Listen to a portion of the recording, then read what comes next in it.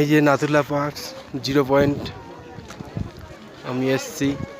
এই যে এইটা হচ্ছে বর্ডার, আর ওই যে সাদা মতন একটা দেখা যাচ্ছে ওটা হচ্ছে চায়না বর্ডার। শুধু ওখানে ফোন তোলা যাবে না, ফোন বের করা যাবে না বলে আমি ওখানে তুলতে পারিনি। চায়না বর্ডার আর ইন্ডিয়ার বর্ডার মাঝামাঝি।